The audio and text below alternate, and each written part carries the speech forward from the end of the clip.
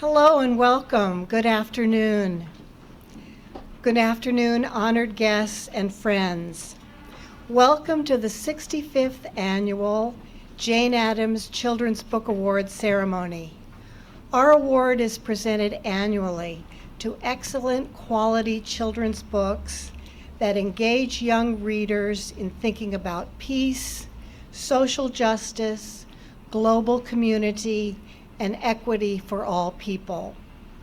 I am Tura Campanella Cook, president of the Jane Addams Peace Association. We sponsor the Book Award and also give financial support to projects that realize the ideals Jane Addams exhibited in her life and writings to end war and to promote a lasting and just peace. Since 2014, we have administered the Jane Addams Disarmament Fund, established by the late Yvonne Logan. Among the projects we have been pleased to support is the recent documentary film, A Bold Peace, Costa Rica's Path of Demilitarization. Following a civil war in 1948, Costa Rica dismantled its army and used the money instead for free health care, free university tuition, providing running water and electricity throughout the country, and building roads. Costa Rica uses treaties, international law, and international organizations to settle disputes with other countries. What a great idea. I think you will agree that the authors and artists being honored today also have been bold in their choice of subject and presentation. Their books give young readers a sense of the lose-lose scenario of nuclear war, the right of every child for high-quality education, the continued urgency for activism against injustice, and the importance of everyone's contribution. I do want to mention that 4 awardees have been honored by us before. This is the 2nd Jane Addams Children's Book Award for Debbie Levy, the 3rd for E.B. Lewis, and the 4th for both Russell Friedman and Deborah Hopkinson. I now present to you Heather Palmer, chair of the Jane Addams Children's Book Award Selection Committee. Thank you.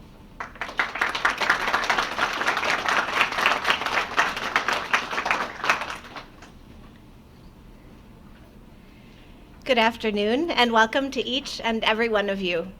I'm so pleased this afternoon to honor the people and the stories that connect us and give us reason to gather today. It is meaningful, indeed hope-inspiring, to celebrate Jane Addams' love for children and humanity, her commitment to freedom and democracy, her devotion to the cause of world peace. My name is Heather Palmer, and I am the chair of the 2017 Jane Addams Children's Book Award Committee. It has been an exciting year of great personal and professional growth. Today, I have the distinct pleasure of thanking the various groups and individuals who have contributed to our celebration. First, thank you, Tura Campanella Cook, the president of the Jane Addams Peace Association and the Jane Addams Peace Association Board for their sponsorship of the award. Thanks to the Peace Education Project Committee for their work organizing today's program, and also to several former chairs and committee members who continue engagement with our work. Many of them, let's see, Donna. We have a former chair, Donna. Ann Carpenter is a former chair, and Susan Griffith as well. So thank you. I'd also like to publicly acknowledge a special group of students from the Mary White Ovington School who are in attendance with their teacher, Alla Umanskaya, and also the students accompanied by media specialist Jane Barr from the United Nations International School. These are 2 of many student groups across the nation who read and discuss the Jane Addams books in their school. The Jane Addams Book Award winners and honor book titles are thoughtfully selected by a national committee By design, the members of our committee are diverse and reside across the United States, and our deliberations take place virtually. The members of the 2017 Jane Addams Children's Book Award Committee are to be congratulated on a job well done. This year's committee includes 12 members. Unable to join us today are Mary Ann Baker from Virginia, Catherine Bruce from Tennessee, Ilza Garcia from Texas, Lauren Meyer, Washington, Ijuma Jordan from New York, and joining us today are Sonia Cherry Paul from New York, Susan Freese, Wisconsin, Beth McGowan, Illinois. From California, we have Julie Olson Edwards and Ann Carpenter from Massachusetts. Together, these women worked very hard to commend books that most effectively engage children in thinking about peace, social justice, global community, and equity for all people. Thank you each for your careful reading, reflection, and insight. Finally, thank you to the talented authors and illustrators who gather with us today. Thank you for believing in children and for creating life-changing books that we can place in their hands. They are our greatest hope in realizing Jane Addams' belief that true peace is not merely the absence of war, but the presence of justice. Without further ado, let's begin the presentation of the 2017 Jane Addams Children's Book Award.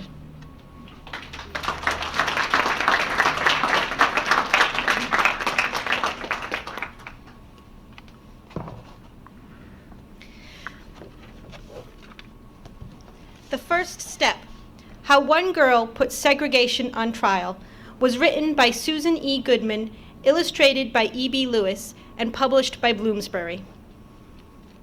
The march towards justice is a long, twisting journey.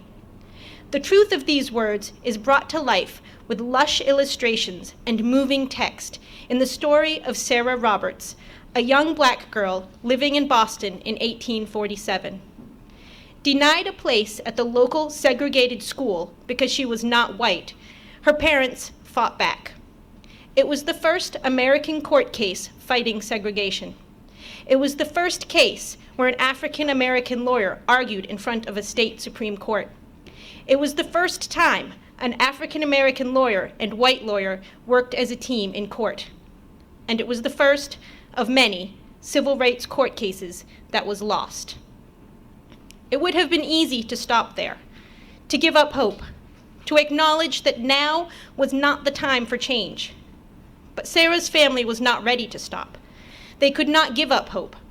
They knew that for change in the future, action must be taken now.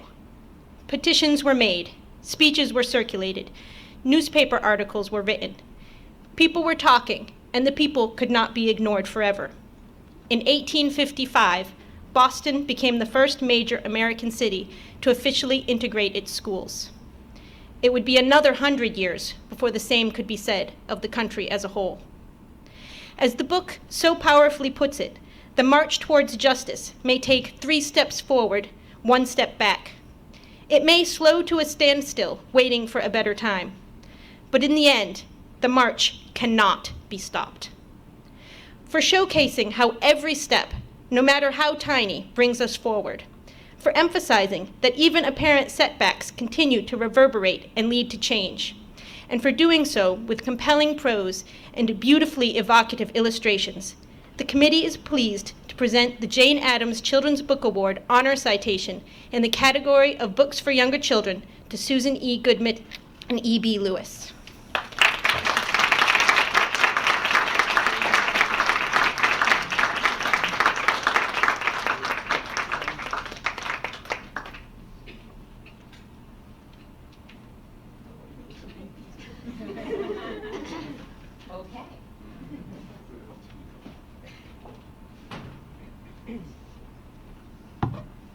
Thank you, Ann. That was a lovely introduction. And now I don't have to synopsize the plot for everybody. I can't tell you how pleased I was when Heather Palmer called to tell me about this award. I mean, anybody would be, right? But maybe even a little more for a writer who was born and bred in Detroit, Michigan, just just a lake away from Chicago, where Jane Addams lived. And somebody who actually read Jane Addams' Little Lame Girl from the Orange Biography series, because there were very few girl or women-oriented biographies in the library when I was a kid. And somebody who got her MFA in a social worky aspect of psychology. But truthfully, that's not why I ended up writing The First Step. Frankly, after decades of living in Boston, which became my adopted home, I couldn't stand going on the Freedom Trail one more time with visitors. And so the next time somebody came, I suggested something new. And I had just heard about the Black Heritage Freedom Trail, which is a walking tour in downtown Boston and Beacon Hill that talks about the history of 19th century Americans. And the moment that the park ranger mentioned Sarah C. Roberts v. City of Boston, I knew I was going to write this story. I'd lived in Boston for decades, and it was the first time that I had ever heard of this. And in fact, when I talked to people, other people had not heard this story, and I was pretty incredulous. Why hadn't this story been told? It's such a significant case. Now I won't explain it because we know what it is. That's great. I was going to be long anyway. But so I actually when I got down to writing it, I have to say, even though I've been a nonfiction author my whole life and written dozens of books, writing The First Step was a first step for me. I had never really tried to bring a historical child to life before, and certainly not a girl about whom, despite copious and endless and sincere research, the only thing that I knew about her really was her birth date and her home address. So how do you bring something like that alive for kids? Luckily, I did have a lot of knowledge, or some knowledge, about the second character in my book, and that's social justice and the zigzagging nature of social change. Sometimes when writing a book and I get stuck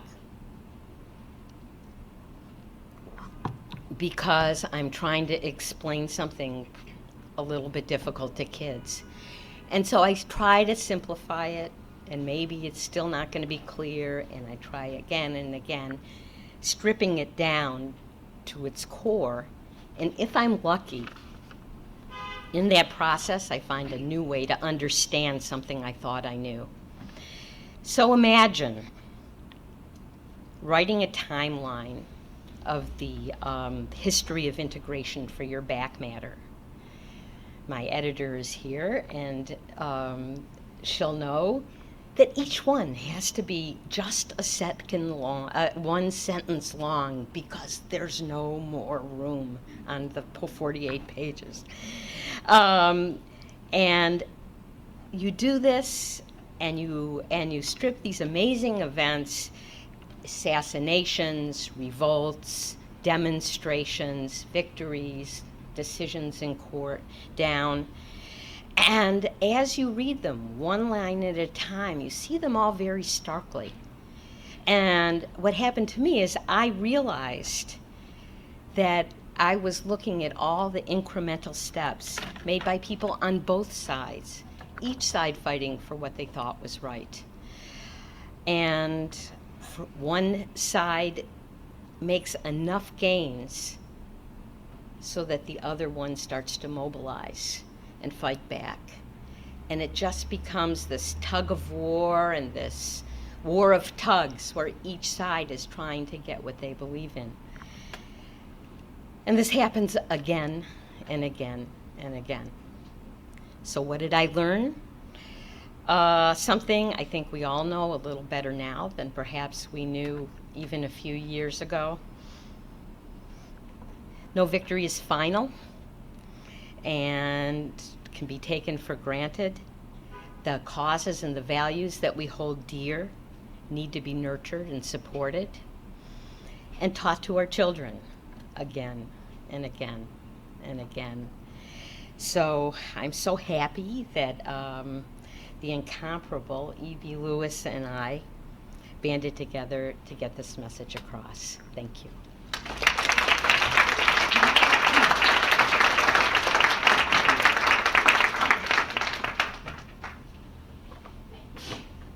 Bless you. You left your speech. Is that yours? No. Maybe. No, somebody else's. Good afternoon. This is my first time here, although I have won the award 3 times. Wow, if I had known it was going to be like this, I would have been here before. This is wonderful. And to see the kids, that's great. It's always great to see the children in the audience. I have to omit something here, that this is very difficult for me to do. I do a lot of speaking all over the country, all over the world, but I do it extemporaneously because I am dyslexic. And so I generally recite books, or I read the books, but I'm not actually reading. You would think that I'm reading, but I'm reciting. That's something that I've learned from a child. When I found out I had to stand in front of my classroom, and I did not know I was dyslexic, and I stuttered. So standing up there and couldn't get the words out, the kids laughed. That has never left me. So when I stand in front of an audience, that's little Earl is still standing here. So I want you to bear with me in my dyslexia, okay, as I thank these individuals that I need to thank. And I just see, how you doing, Sarah? Good. The editor. And Susan. First, I'd like to thank the Jane Addams committee members for their recognition of our book, First Step. I also like to congratulate all the award recipients for their great work. And I want to acknowledge the fantastic team at Bloomsbury, editors Emily Easton, Sarah Shumway, who signed and saw through the process, creative director Donna Mark, and designer Elise M. Lee for overseeing and realizing the design. Publishers Cindy Lowe, of course, and Beth Eller and Courtney Griffin, marketing and publicity. Collectively, they trusted and believed in this project and had the foresight to see past mass appeal titles that have become the norm in our industry. And in this case, they've shown the publishing world that there's a place for quiet stories of lesser known heroes. Books like First Step can win significant awards. I recall when Susan Goodman first contacted me about this manuscript, I could hear the excitement and enthusiasm through the phone as she spoke about coming across this amazing but obscure piece of history about a young African-American girl named Sarah Roberts. Sarah lived in Boston in the mid-1800s, and Susan explained how this courageous little girl and her family set events in motion that would ultimately change and transform an unjust system. And when she finished, the reason for her call was crystal clear. This manuscript had me written all over it. I am both grateful and honored to have been chosen to illustrate this important civil rights story. Earlier, I embraced a quote of Mark Twain's. He said, "The 2 most important days in one's life is the day you were born and the day you realize why you were." I know without a doubt that creating art for children is my true purpose in life. And I think too often adults assume that we empower children. But in my experience, children find and empower themselves. Our place is to simply provide a loving encouragement and the necessary tools. And what better tool than a book to give? And what better tool a book? And what better tool than a book a child comes to love? Books like those awarded here that introduce endless possibilities, inspire imaginations, and foster achievements. I consider myself fortunate to be a part of little Sarah's continuing living history. And I believe amazing things do come in small packages, no matter the age, race, or color.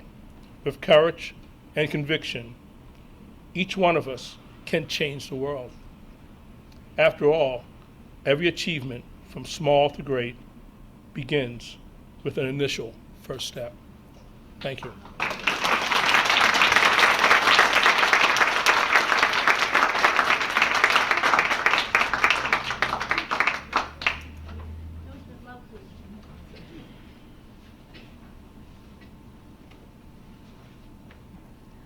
Good afternoon. I'm Beth McGowan, and our second honor book for younger children today is I Dissent.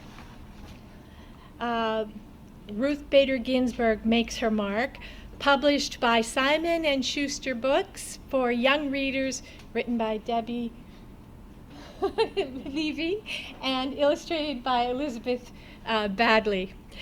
Telling the story of one of the most admirable women living in our nation today, this short biography of Supreme Court Justice Ruth Bader Ginsburg, told with a humorous touch, focuses on RBG's courage to regularly and vocally disagree when power enforces inequality. Beginning with Ruth's childhood in Brooklyn, we learn that her mother, Celia Amster Bader, was her inspiration and first taught her to resist. Rather than to raise her daughter to find a husband, she raised her to, as Levy says, go out in the world and do big things. To facilitate the process, her mother took Ruth to a library above a Chinese restaurant where Ruth would read of women heroes. And in one of Elizabeth Badley's lovely illustrations, we see Ruth reading and dreaming of powerful women. It's just whimsical and wonderful.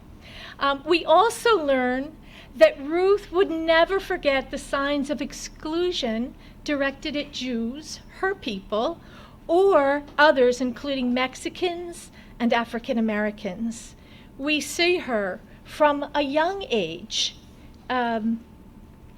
strengthening her muscle of resistance. For example, left-handed, she resisted pressure to write with her right hand. That was a common practice, quite usual in early to mid 20th century.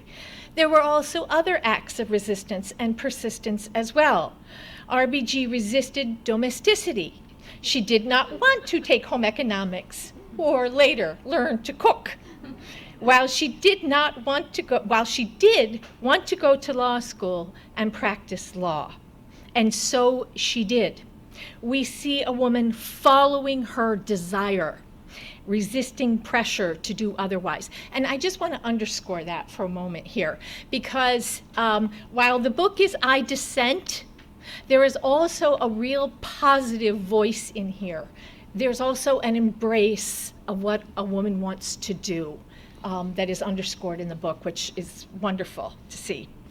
Coupled with these rules to affect change is a sense that civility and relationships are always essential. This book posits, as do Ginsburg's life and behavior, that to disagree on important matters does not, should not, preclude friendship.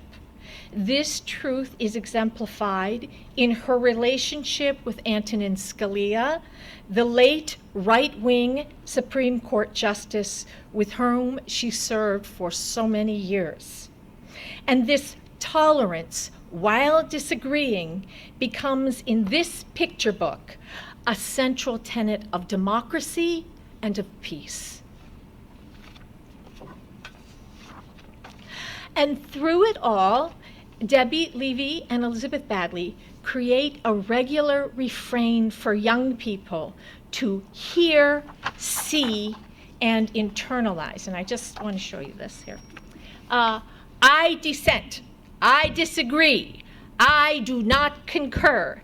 Levy couples this drumbeat with another memorable phrase, underscoring Ginsburg's steadfastness. And I am very grateful for this too, because I think right now we need to remember the steadfastness, to resist and to persist. These phrases, these central messages to children, are reproduced in the visual rhetoric Badley creates, with words figuring very heavily in the work's imagery.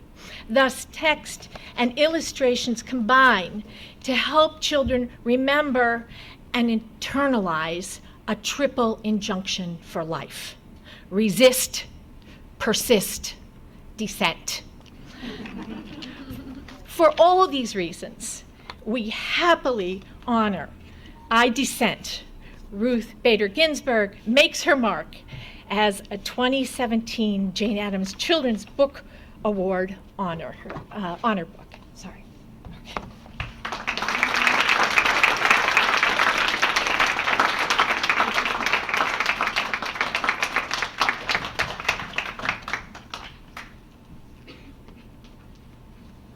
Thank you. Thank you, Beth.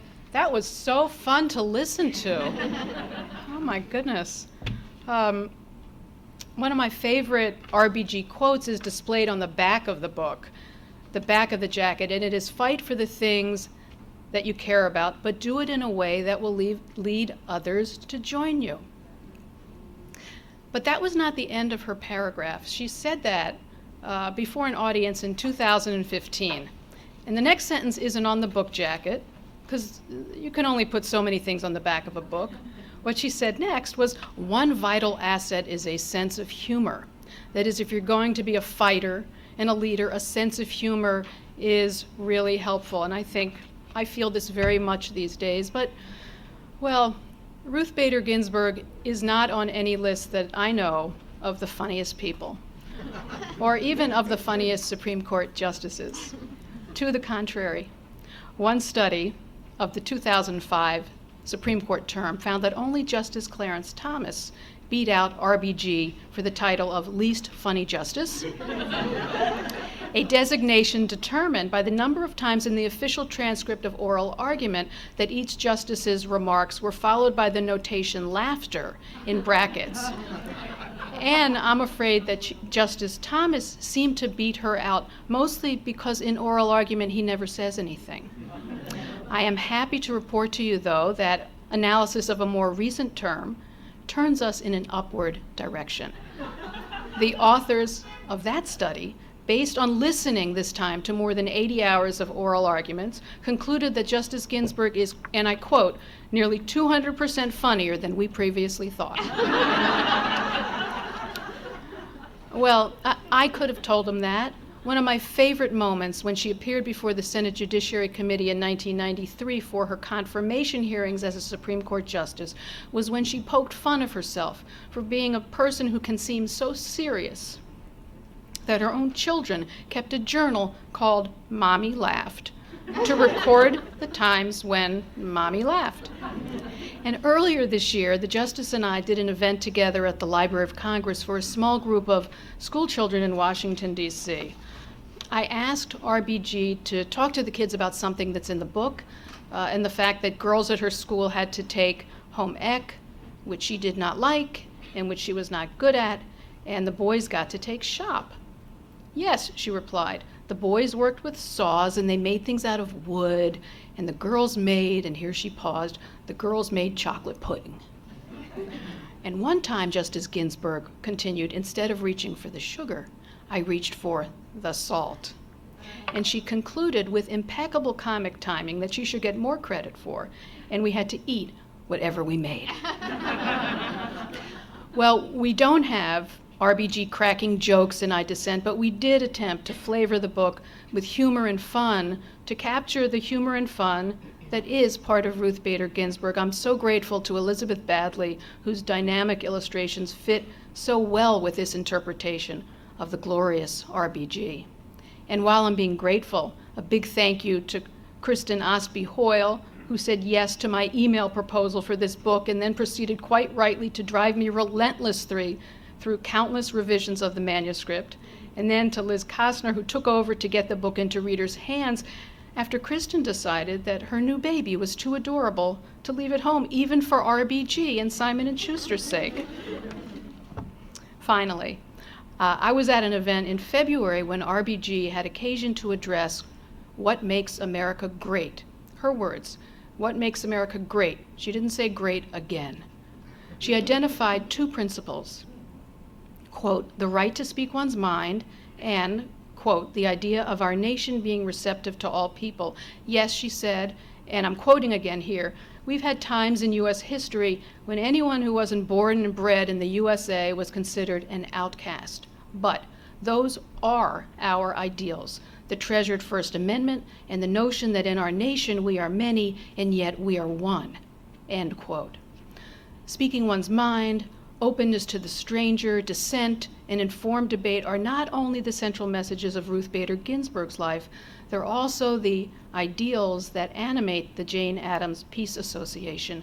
Thank you, then, Jane Addams Peace Association and Book Committee, not only for this honor, but for promoting and sharing these values. Thank you.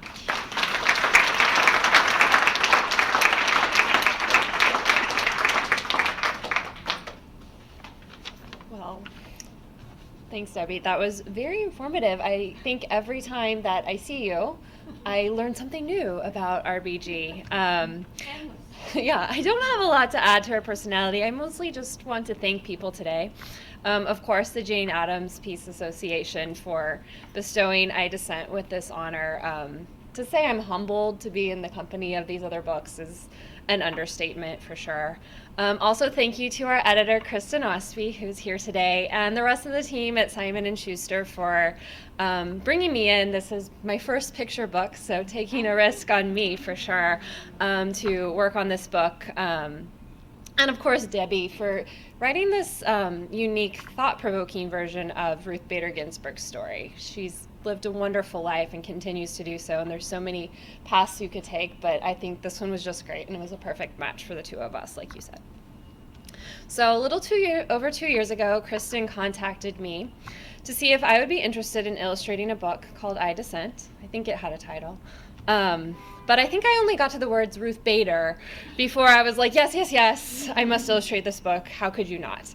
But then the lively text by Debbie only cemented my desire to work on it. When I first started working on this book, I knew she was a smart, revered judge who stood up for women's rights, knew she had great style. I knew people called her notorious. But it wasn't until I really began exploring her as a character, studying her cases and learning about her life before becoming a judge, that the impact of who this woman has been to our country really hit me. Had I known all that, I might not have replied to the email at all.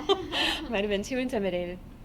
When you first begin to illustrate a book, there's a lot of things going through your mind, like how you're going to artistically, what techniques you're going to use, what your deadlines are, how are you going to represent the author's words while still bringing your own life to the project. And you don't think about what's going to happen here like a year later, what's going to happen when the book's out in the world. So I'm very appreciative of all the wonderful feedback we've received, all the shared photos of children dressed up like Ruth Bader Ginsburg for Halloween, and awards like this one that, just confirm that what we all believe is that her story matters, and that they're loved and appreciated. I'm a person who follows the news probably to an unhealthy degree sometimes. I spend a lot of time in my studio listening to podcasts, and you get the feeling that we're in a trying time. People seem to disagree a lot, and not always in a refined, dissenting manner. But one of the most reassuring things I've heard as of late is from Justice Ginsburg herself, She stated that in politics, when the pendulum swings too far in one direction, you can look forward to it moving back. And I think sometimes it, doesn't only apply to politics, but life itself. So I'm going to trust my fellow lefty and her 84 years of wisdom, and use her words to comfort me and also to inspire me to persist moving forward. So thank you.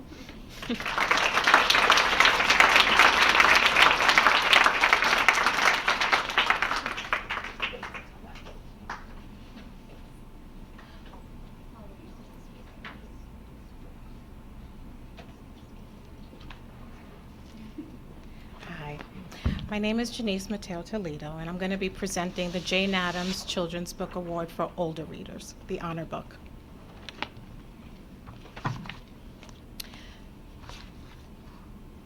We Will Not Be Silent, The White Rose Resistance Movement That Defied Adolf Hitler, written by Russell Friedman and published by Clarion Books, an imprint of Houghton Mifflin Harcourt Publishing Company, is a Jane Addams honor book in the Books for Older Children category.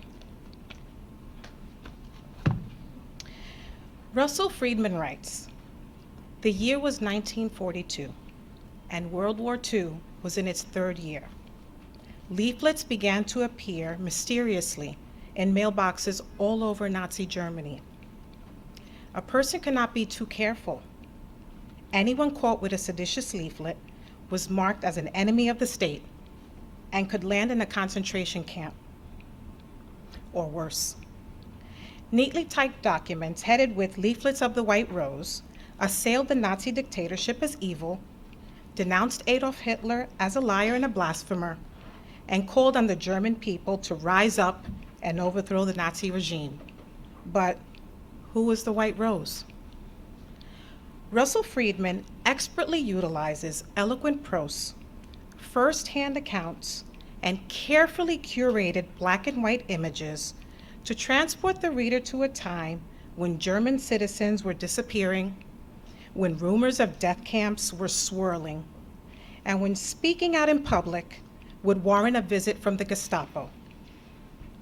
It was a time when children were indoctrinated through their participation in the Hitler Youth Program, and the culture of fear and violence permeated every aspect of German life. Yet, there was resistance. The Scholl family and their like-minded friends were outraged by the occurrences in their country and longed for the days when they spoke freely. They would not idly stand by and allow their beloved country to fall unchallenged into the hands of leaders who lost their humanity. No. The culture of fear and intimidation did not stop Hans and Sophie Scholl, along with other youth who attended Munich University. Instead, they met in secret to create the White Rose Student Resistance Movement and focused on publicizing Nazi atrocities and called on citizens to resist the Nazi regime. The students secretly cranked out thousands of leaflets in their hand-operated mimeograph machines and disseminated copies widely. Under the leadership of Hans and Sophie Scholl, this group of brave young students became the conscience of a nation through printed word when it appeared that all humanity was lost. For creating a book that inspires young people to resist tyranny and oppression in our world, for reminding us all about the power of the printed word, and for sharing Hans' final words with us. Long live freedom. I present the Jane Addams Honor Children's Book Award in the Books for Older Children category to Russell Friedman.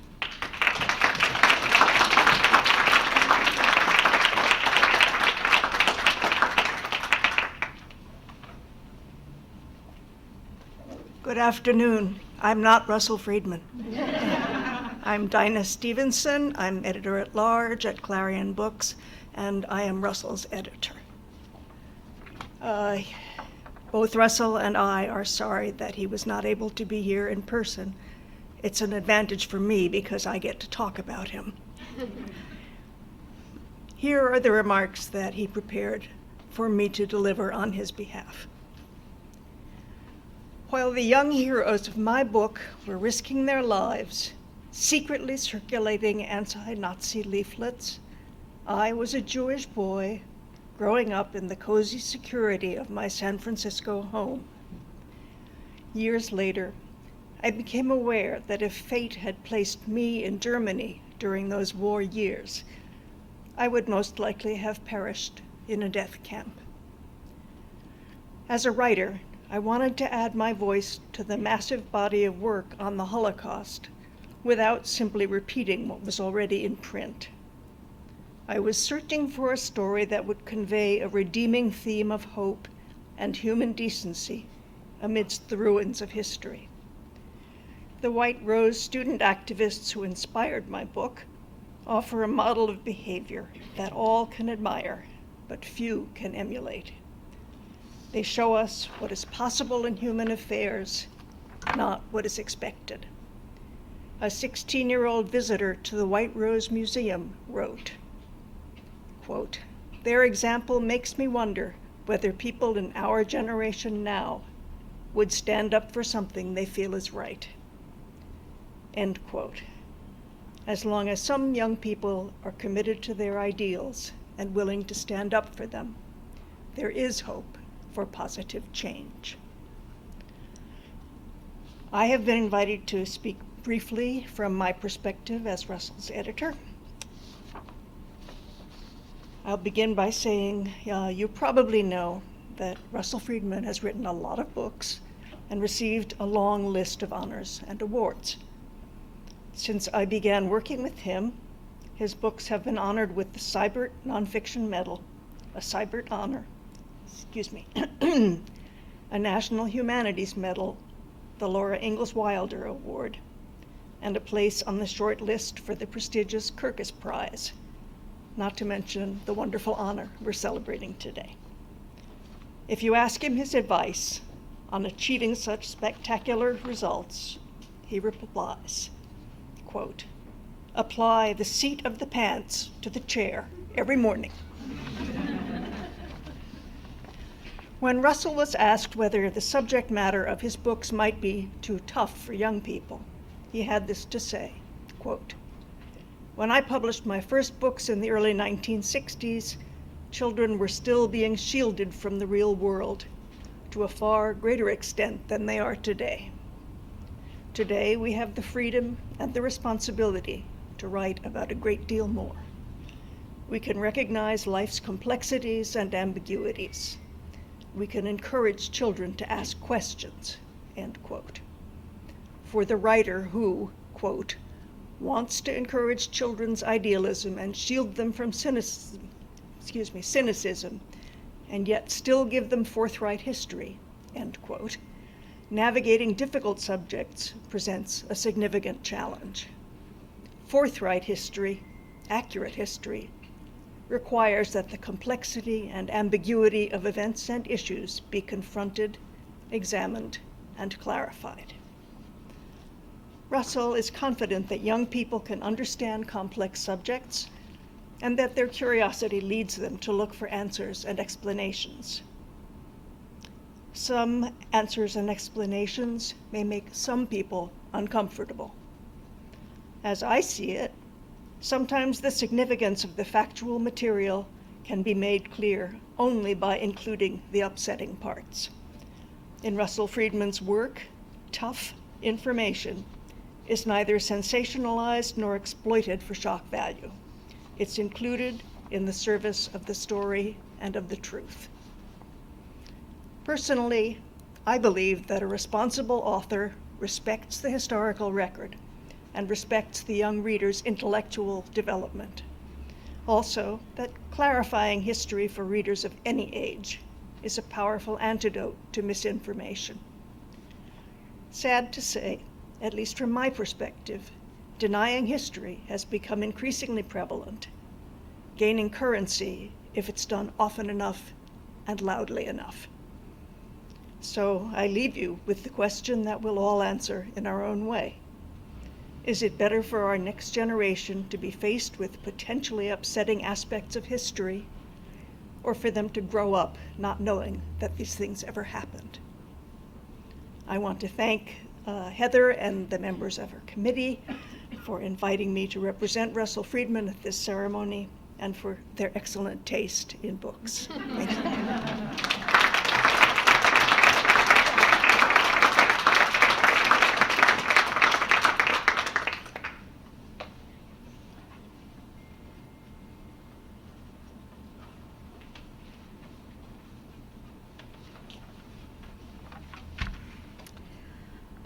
I'm Julie Edwards, one of the lucky people on the selection committee.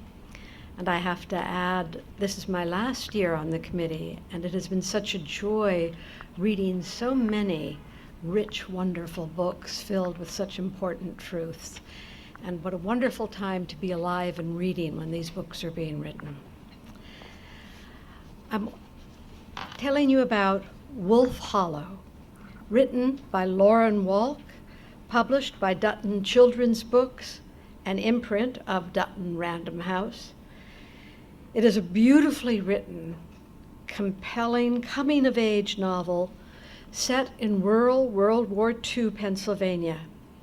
It is the story of the damage done by war, even when soldiers come home, and on the power of fear and bias to close the eyes of good people to what is happening around them.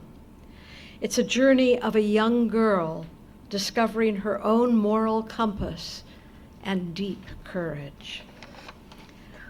Almost 12-year-old Annabelle encounters incorrigible cruelty for the first time when a schoolmate, bully, Betty, focuses on Annabelle and her younger brothers and then places the blame on Toby, a troubled, homeless World War I veteran who roams the woods between Annabelle's home and school.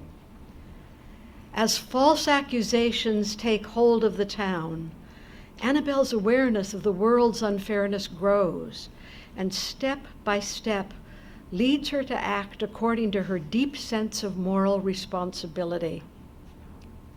Despite supportive parents and her own courageous action, Annabelle cannot prevent a chain of tragic events, and yet still she comes to understand her personal responsibility and her surprising strength.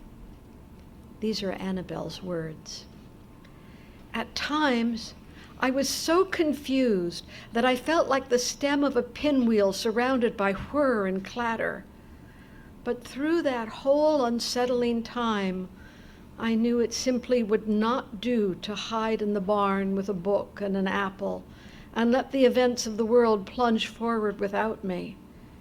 It would not do to turn 12 without earning my keep.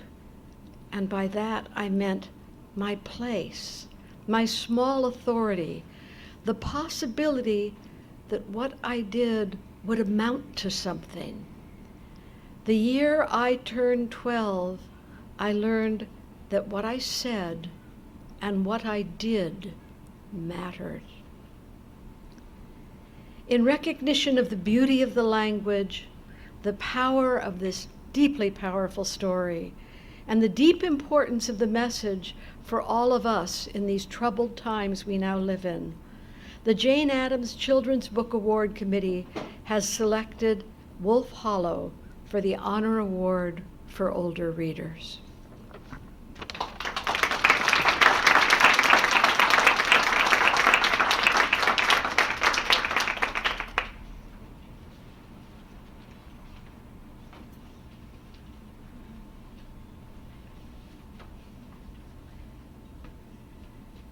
You know that I'm not Lauren Wolk, but I do have remarks that she has asked me to share with you today. I wish that I could say that these lovely words were mine, but I'm very honored to read them to you. Good afternoon. I wish I could be in New York with you, but I am in northern Maine, part of the Island Readers and Writers program, meeting with children at small, remote schools to talk about the power of words. I am a very lucky woman. I would like to thank the Jane Addams Peace Association and the award committee for honoring my novel, Wolf Hollow. I would also like to thank and congratulate all the other honorees for their beautiful and important work. Finally, I would like to recognize the Reverend John Meacham, Sachiko Yasui, Sarah Roberts, Ruth Bader Ginsburg, Hans and Sophie Scholl, and all the other heroes, both real and fictional, who stand tall in the face of oppression and show us what courage and decency look like. We need more heroes like them, and we need more books about their accomplishments and contributions and sacrifices. I did not set out to write such a book.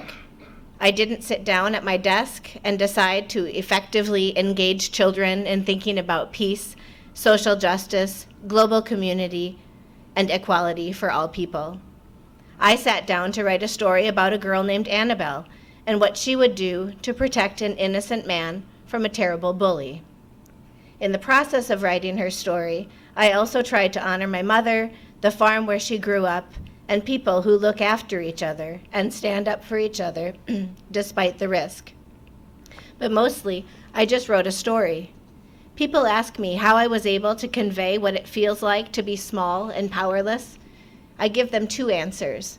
One, that I am blessed with a long memory, that I remember very clearly what it is to be a child, how it feels to confront difficult choices and challenges, how it feels to be confused, to lack the experience and confidence to deal with scary situations, how frustrating it is to be powerless in the face of injustice. My second answer is that I don't need a long memory to know what it's like to feel small or powerless or scared. I feel that way all the time now. I feel that way every time I watch the news. I feel that way every time I open a newspaper. I feel that way when a school removes To Kill a Mockingbird from the curriculum because it makes people feel uncomfortable. But I have an antidote. I write. I follow my characters as they come of age, tap their deepest places, mine resources they didn't know they had, and discover their best selves. The beauty of writing their stories is that I, too, get to make such discoveries. I, too, get to grow and evolve, and I, too, get to feel brave and strong and tall. As I said, I am a very lucky woman. Thank you.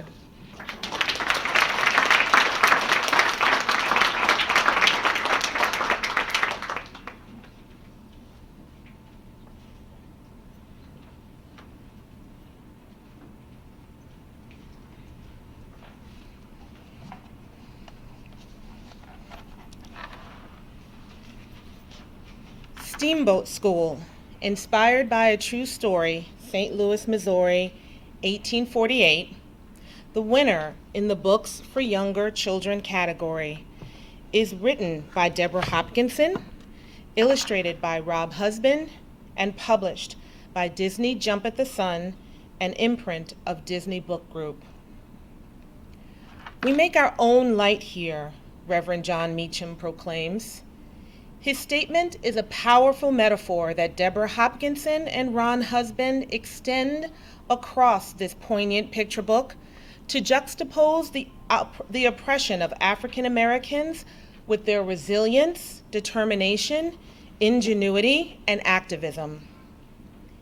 Inside their church, down the basement steps and into the darkness, the children in this story attend the Tallow Candle School led by their Reverend John. Through the eyes of a young boy, James, readers discover the importance of education and the measures African Americans have had to take to learn.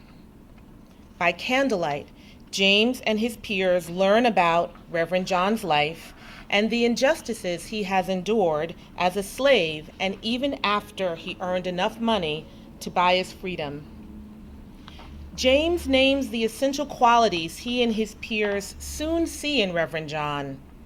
He believed in hard work and learning, and he believed in us too. One day, the sheriff arrives to announce a new law. African Americans, enslaved or freed, are not allowed to read and write in the state of Missouri. But Reverend Meacham will not be deterred. He is a force like the Mississippi River itself, and like the river, he'll find a way, James's mother consoles. And sure enough, he does.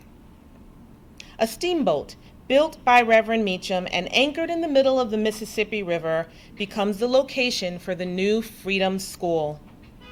Outsmarting the racist law by holding school on the river rather than in the state, Reverend Meacham and his students can now get back to work. With illustrations that seem to glow as if each scene occurs by candlelight, Husband captures the theme of this book, resilience in the face of injustice.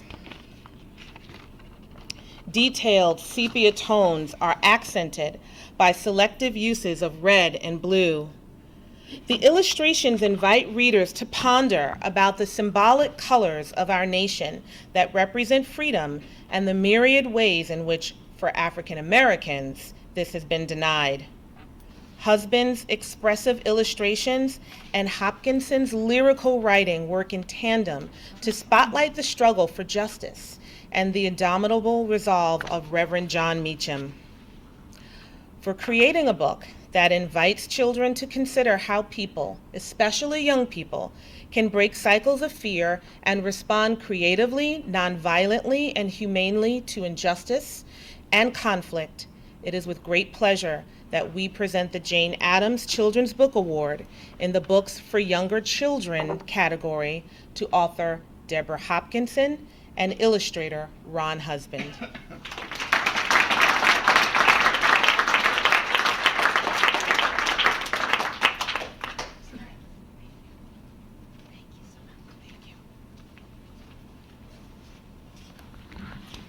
Well, hello. It's really a pleasure to be here. Okay, since I'm short, I usually... No. Don't touch. Don't touch. I'm like Earl, I speak to a lot of groups, but I'm more comfortable in the back of the room when it's all dark and all the children are looking at the slides. So I definitely can relate to that. Thank you so much. This is really one of the most amazing honors that a children's book author or illustrator can receive. And I flew across the country to be here today for that reason. I want to thank everyone at Hyperion Disney, my editor, Rotem Moskovich, and Maria is here. She's the designer who I just met today, and my agent, Stephen Malk, for bringing the story to life. And thank you, and congratulations to everybody else. It's been really inspiring to actually hear about some of these books that I've been hearing about all year. I didn't know anything about John Barry Meacham when I was asked to begin this book. Books are a little bit, I think, like babies. They each have their own birth story, and this one began a long time ago. Ron Husband worked at Disney. He was a pioneering African-American animator there, and he actually is now retired. So this is his first picture book, which I think he was like 65 when it came out. So it just shows you if you still want to do something, it doesn't matter how old you are, right? And I was asked to be part of it, and I said yes. And so I went to St. Louis to try to look for more about John Barry Meacham. And I couldn't find anything in the St. Louis Historical Society that was a first-person account of someone who had actually been on the Steamboat School. And so the story is fictionalized and inspired by this main event in his life. Today, if you go to St. Louis, you can see the Mary Meacham Freedom Crossing. So his widow, after he passed away, was an abolitionist and part of the Underground Railroad, and that was one of the first Underground Railroad sites. So she's actually remembered today. I named the story's main character James after James Turner, who James Milton Turner was a prominent St. Louis black educator and actually became the consul to Liberia, and supposedly was one of the students who was part of John Barry Meacham's school. James starts out as not really very sure about whether he likes school or not. And I'd like to ask anyone here, but especially the children who are here, has there ever been a time when you're just not really sure whether you want to be in school or is it too hard? Does anyone ever feel that? Yes. Well, I think we all do sometimes. And now, for James, it's something he discovers slowly.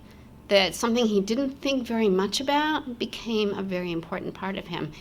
And I've been thinking recently about my own public school education. I grew up in Lowell, Massachusetts, and went to public schools and public universities, and then worked in higher education fundraising for many years until I got fired as a fundraiser, and so I went full-time as a writer. But that how important that was. And now today, although this book also honors John Barry Meacham, to me the feeling that I had in writing it was what I see happening all over the country, where educators and parents and librarians and administrators are creating these amazing, diverse, nurturing learning communities. And anyone who goes into schools the way that authors and illustrators do, which is kind of mishmash all over the country, you never know. It's really a really wonderful thing to see these communities in our country.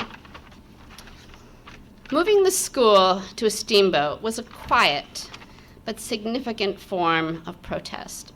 Professor Dennis Durst, who's published an article about Meacham as an education activist, writes, "It was a sign that free blacks such as Meacham would not simply acquiesce in the removal of the key avenue to their aspiration of self-improvement and economic empowerment." He goes on to suggest the phrase civil misobedience to capture the spirit of Meacham's act of defiance. At the end of the story, James says, "Now I know that being brave can sometimes be a small thing, like lighting a candle, opening a book, or dipping an oar into still, deep water." Small things. Sometimes that is all we can do. And sometimes, as we know, small things can lead to big changes. Jane Addams opening Hull House, Frederick Douglass learning to read, Susan B. Anthony registering to vote, Rosa Parks sitting on a bus, Frances Perkins watching a fire burn in the Triangle Factory, Alice Paul lighting a flame in front of the White House, Marian Anderson singing on the steps of the Lincoln Memorial, and perhaps, who knows, wearing a pink hat or bending a knee. Thank you very much.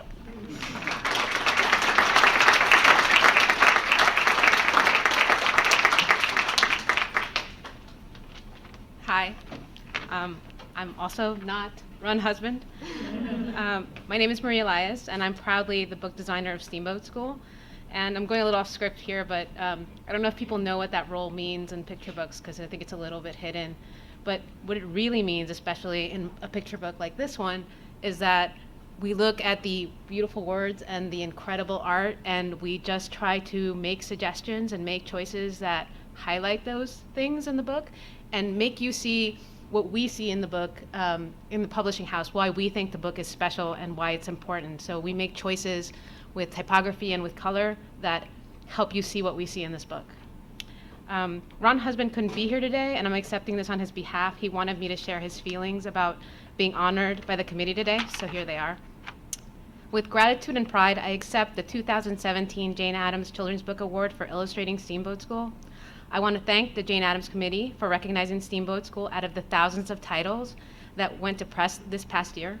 I also want to thank those who made my association with Steamboat School possible and one of the memorable experiences in my life. Barbara Nelson, who first introduced me to the project, Ken Shue and the staff at Disney Publications Worldwide in California, editors Tamsin Weston, who was the original editor, and Roten Moscovit of Disney Hyperion Publications in New York, an author, Deborah Hopkinson, whose word pictures were the inspiration for my illustration, and my wife, Lavon, for her continued love and support. Again, thank you, Jane Addams Committee, for honoring Steamboat School with this prestigious award.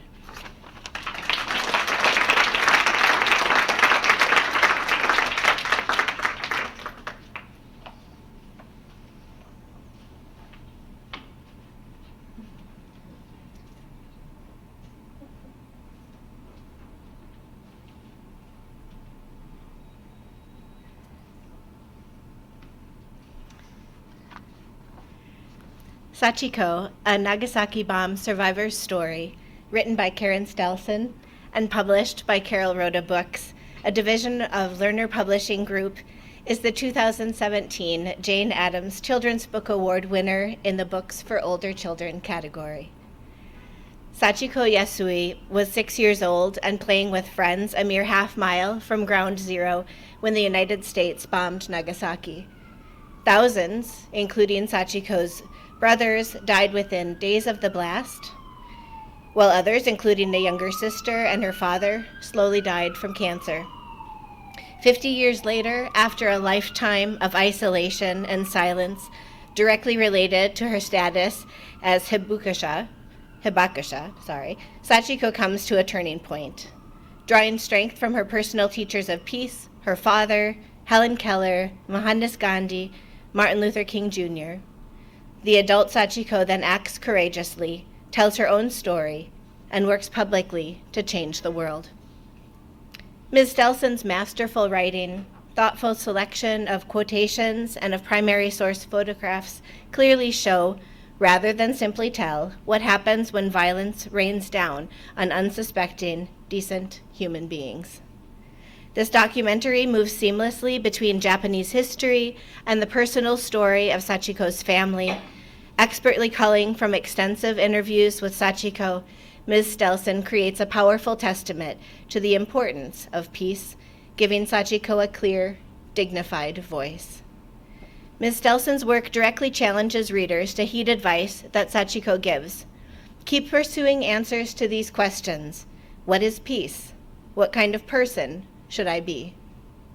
For challenging children to build pathways to peace, which are sorely needed at this moment in time, it's my great pleasure to present the Jane Addams Children's Book Award in the Books for Older Children category to Karen Stelson.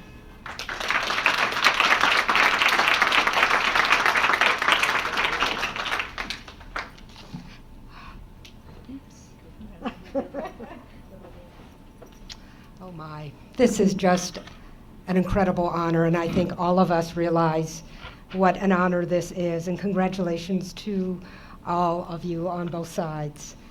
I'm so grateful for this honor. I want to thank, of course, the James Addams Association and the committee for selecting Sachiko as the winner for older books. Heather Palmer, wherever you went, as committee chair, thank you. And all the committee members for understanding the importance of Sachiko's story.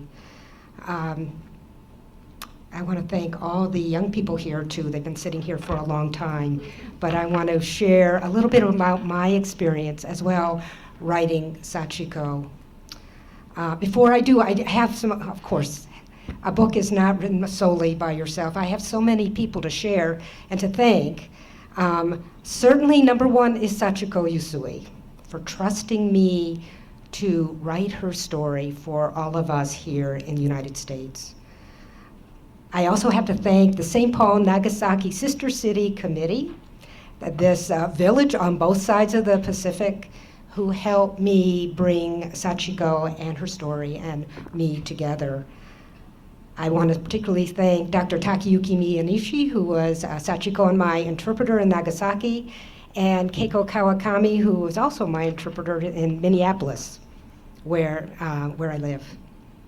I want to thank my dear editor, Carol Hintz at Carol Rhoda Books, a division of Lerner, and Danielle Carnito, who is the designer of the book. And boy, do I know the importance of a designer. She did just a fabulous job. I also want to thank my family and my daughter who is here, Beth. She knows the long walk to peace that I took with this book. Sachiko is a story born out of the ashes of nuclear war in the last days of World War II. But I always knew Sachiko's story was about peace. The first time I met Sachiko in 2005 at a peace park in my hometown in Minneapolis, I knew Sachiko would be one of my teachers of peace. She had so much to teach me and everyone else in the world. When I listened to Sachiko tell her story, I was stunned by her survival of the Nagasaki atomic bomb by the United States on August 9th, 1945. As Heather said, she was just a little girl. She was just 6 years old, playing house outside with her friends when the second atomic bomb in human history detonated a half a mile from where she was playing. Her survival is truly a miracle. But given this unimaginable traumatic experience, her resilience, her empathy for others, her determination, and her deep desire for peace are just as miraculous. So how does one survive such an apocalyptic experience of war at such a young age and somehow retain your resilience, your empathy, and your hope? I'd like to share one of the scenes from the book that I think help answers that question. So this scene takes place after the bombing when Sachiko actually is 9 years old. And she decides she is going to become a teacher of the war orphans in her neighborhood. So every day after school, she meets a group of war orphans to teach them what she had learned at school that day. And she gives each orphan a nail, and to use as a pencil. And the orphans practice writing their names and doing adding and subtraction in the dirt. Here's the poignant part of the scene. One day, Sachiko asked the war orphans, "Where were you when the bomb dropped?" The children stared at her with empty eyes. They had forgotten. All they could remember were the people they had lost, their brothers, their sisters, their mothers and fathers. What would have happened to her if she had lost her mother and father? Sachiko didn't need to ask. She knew the answer. What could she teach these children that mother and father had taught her? What words of her parents would Sachiko never forget? Sachiko gathered the orphans around her and began. This is the only world we can live in. Hate only produces hate.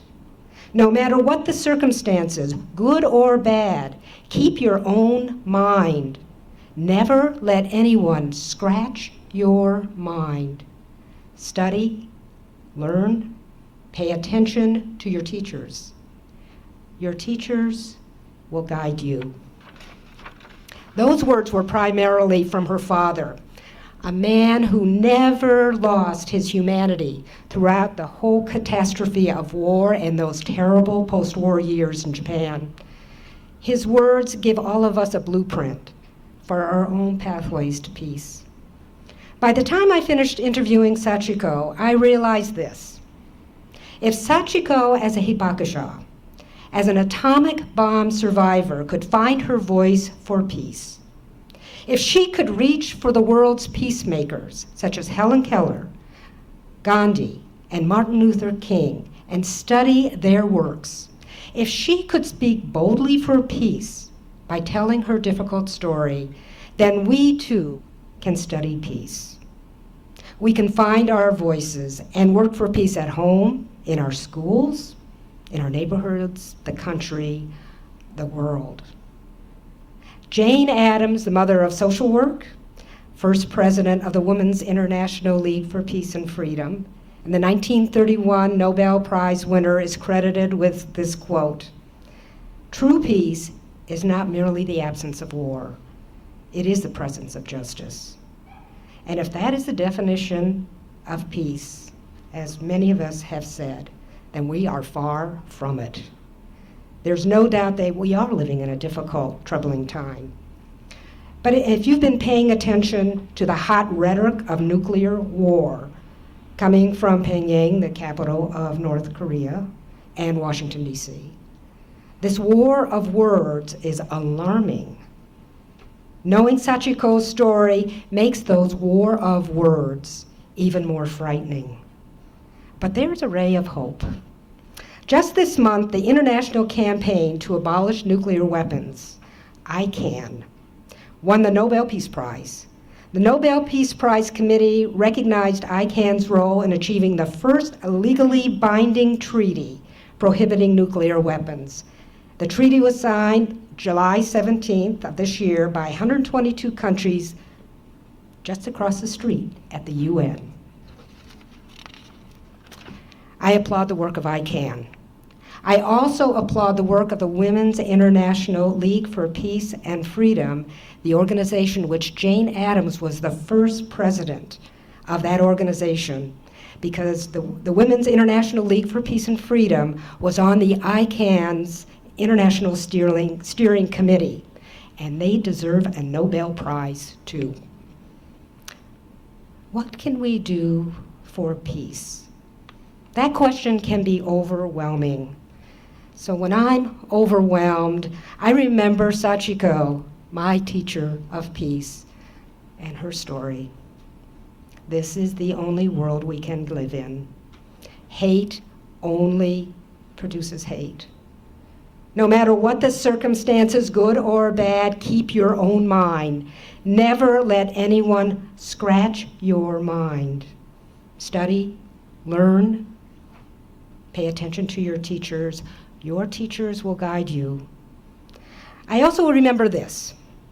We have no idea what the ripple effect of our peace efforts can be.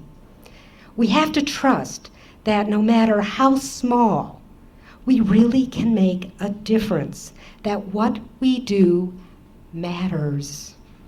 When I heard Sachiko say, "What happened to me must never happen to you," and she met everybody in the world, I knew I had to write her story. But I had no idea what the ripple effect of writing her story would be. But look what's happened. Here I am talking with all of you, and I know Sachiko's story and book is going around the world. I'll leave you with words Sachiko left me, her questions that became the final words for our book, and they're worth repeating as Heather mentioned them. Sachiko asks, "What is peace? What kind of person should I be?" Keep pursuing answers to these questions. I think about those questions every day, and I hope you will too. Thank you so much.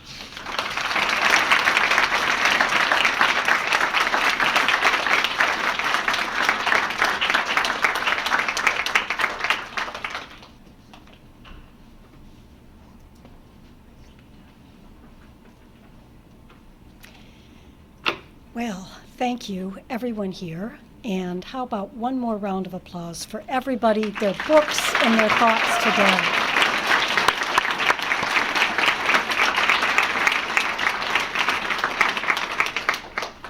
I am Susan Griffith, and I am on the board of the Jane Addams Peace Association. I am proud and pleased to represent JAPA at the conclusion of this 65th annual Jane Addams Children's Book Awards ceremony. On behalf of the association, I thank Jane Addams and Peg Dunham for legacies that shaped the award and today's gathering. I thank the 2017 Awards Committee for dedication and indefatigable work. I thank the creators of these books for artistry and commitment to humanity. I thank teachers, librarians, child advocates, and activists for bringing these books, these pathways to peace, to children and their adults. And I thank the young people, especially those in the room today, who deepen understanding of justice when reading these stories with open minds and hearts. Here is my wish for us. May the community of today's gathering boost our spirits and soothe our souls so that we can recommit ourselves to the resistance and action needed to confront and transform present injustices. To help make my wish come true, I conclude with a poem that has bolstered me on the mornings, the afternoons, and the evenings that are not as bright as and inspiring as today. Liberty by Janet Wong. I pledge acceptance of the views so different that make us America, to listen, to look, to think, and to learn. One people, sharing the earth, responsible for liberty and justice for all. Please join us in community and in libations and help us celebrate further the work of these wonderful people. Thank you.